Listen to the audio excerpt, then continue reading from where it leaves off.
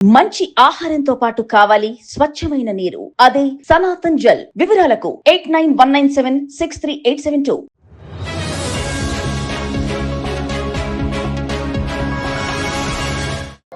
గౌరవనీయులైన సహచర మిత్రులందరికీ ఒక మనవి. ముందుగా ఈ రాష్ట్రంలో గత 18 నెలల అరాచక పాలన వల్ల, ముఖ్యంగా రైతులకు ఇచ్చిన మాట తప్పి మోసం చేసిన కాంగ్రెస్ ప్రభుత్వం యొక్క వైఖరి వల్ల ఆత్మహత్యలు చేసుకున్న 600 మంది అన్నదాతల కోసం, 600 మంది రైతన్నల కోసం ముందుగా ఒక్క నిమిషం నివాళి అర్పించి ఆ తర్వాత మనం మాట్లాడుకుందాం. దయచేసి అందరూ కూడా మౌనంగా ఒక్క నిమిషం లేచి నిలబడవలసిందిగా అందరినీ కోరుతాం.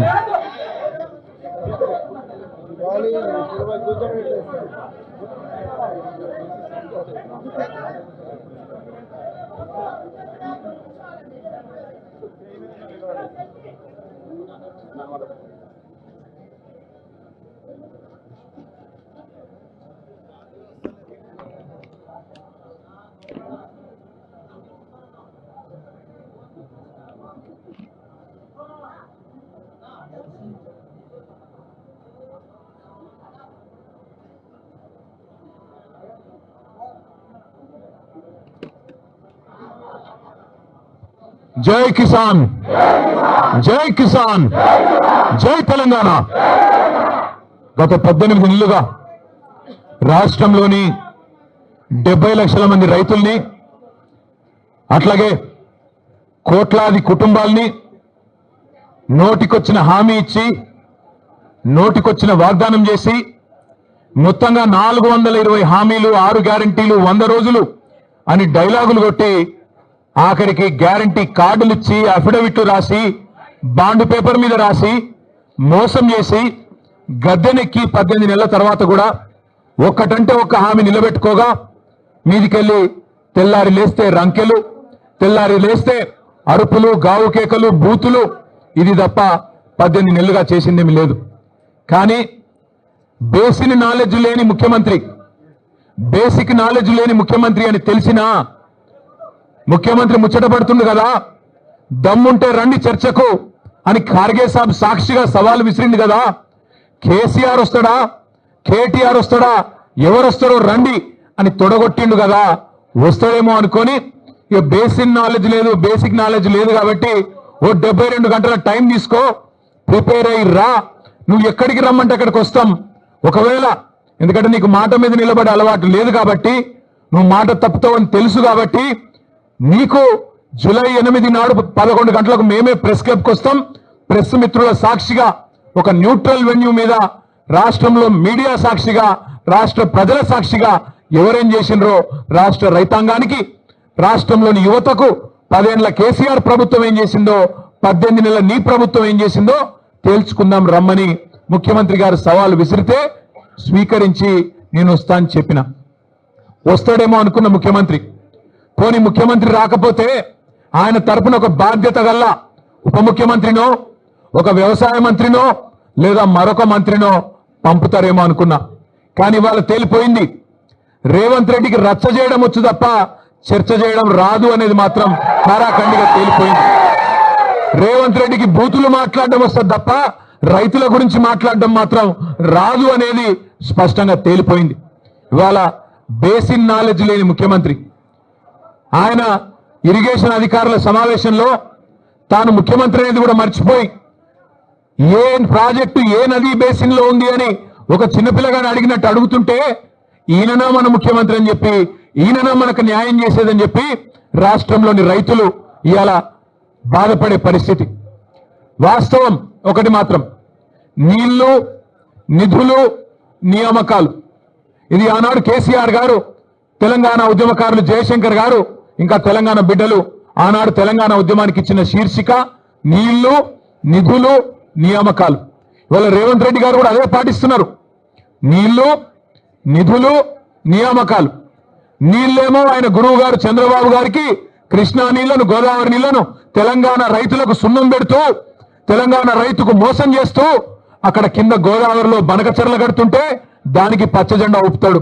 కింద శ్రీశైలం నుంచి కృష్ణా నీళ్లు అటు పోతిరెడ్డిపాడు నుంచి తోలుకొని పోతుంటే దానికి కూడా కళ్ళు మూసుకొని చంద్రబాబు గారు చెప్పినట్టు కోవట్టు పాలన ఇవాళ నడుస్తా ఉన్నది రాష్ట్రంలో.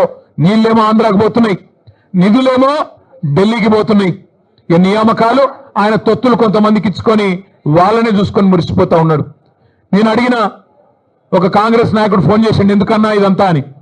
నేను అడిగినా, మరి మీ ముఖ్యమంత్రి పిలిచిండు కదా, ఎక్కడ పోయిండు అన్న ఢిల్లీకి పోయిండు అన్నాడు. ఎందుకు పోయిండు, ఏమిటి పోయిండు అని నేనన్నా. ఎరువుల బస్తాల కోసం పోయిండు అన్నాడు. ఎరువుల బస్తాల కోసం పోయిండట. ఎట్లుందంటే ఇది వెనకటికెవడో తాటి చెట్టు ఎక్కిండట. ఎందుకు ఎక్కినా తాటి చెట్టు అంటే దూడకు గడ్డి కోసం ఎక్కిన అన్నాడట. రేవంత్ రెడ్డి ఎరువుల బస్తాల కోసం పోయినట్టు ఎవరు నమ్ముతారా రాష్ట్రంలో? రేవంత్ రెడ్డి ఏ బస్తాలు తీసుకొని పోయిండో ఢిల్లీకి అందరికీ తెలుసు. రేవంత్ రెడ్డి వాళ్ళ ఢిల్లీ బాసులకు, కేంద్రంలో ఉండే పెద్దలకు ఏ బస్తాలు మోస్తాడో, ఏ బస్తాలు మోసి ఇవాళ ఆ పదవి కాపాడుకుంటున్నాడో రాష్ట్రంలో చిన్నపిల్లలకు కూడా తెలుసు.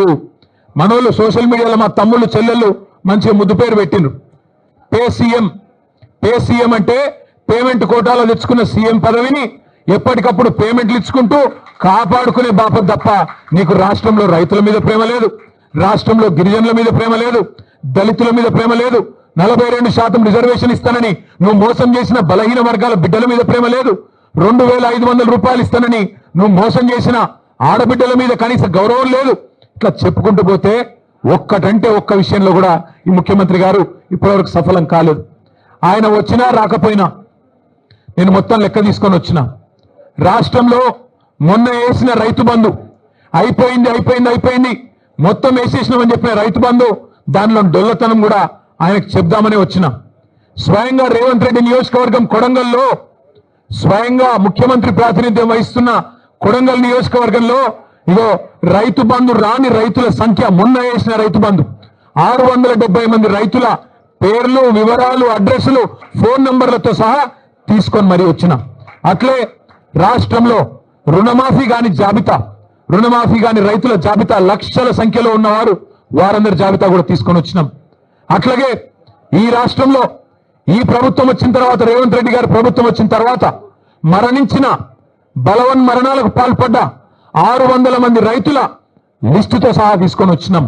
అట్లాగే ఈ రాష్ట్రంలో బోనస్ రాక పంటలు అమ్ముకునే దిక్కులేక, ప్రభుత్వం కొనక మిల్లర్లకు అమ్ముకొని నష్టపోయిన రైతుల జాబితా కూడా మీరు ఏమంటే ఇవ్వడానికి సిద్ధంగా ఉన్నాం. ఇవాళ రాష్ట్రంలో ఎరువుల కొరత రైతులను సతమతం చేస్తున్నది. ఒక ఆధార్ కార్డు మీద ఒకటే ఎరువు బస్తా, ఒకటే యూరియా బస్తా ఇస్తామంటే ఇలా రైతులు మళ్ళా లైన్లు కట్టి చెప్పులు క్యూలో పెట్టి ఎదురు చూస్తా ఉన్నారు ఫర్టిలైజర్ దుకాణాల ముంగట. రేవంత్ రెడ్డి అధికారంలోకి వచ్చే ముందు ఒక పాటను తయారు చేసి దేశం మీదకి వదిలిను. మళ్ళీ ఆనాటి రోజులు తీసుకొస్తామని చెప్పాను. నిజంగానే ఆనాటి రోజులు తెచ్చిండ్రు. ఆనాటి రోజులు కరెంటు కోతల రోజులు, మళ్ళీ ట్రాన్స్ఫార్మర్ల పేలిపోయే రోజులు, ఆనాటి రోజులు ఎరువుల కోసం, విత్తనాల కోసం లైన్లలో నిలబడే రోజులు మళ్ళీ కాంగ్రెస్ ప్రభుత్వం తీసుకొని వచ్చింది. ఇందిరమ్మ రాజ్యం అంటే సంక్షేమ రాజ్యం వస్తుందేమో అనుకున్నారు ప్రజలు.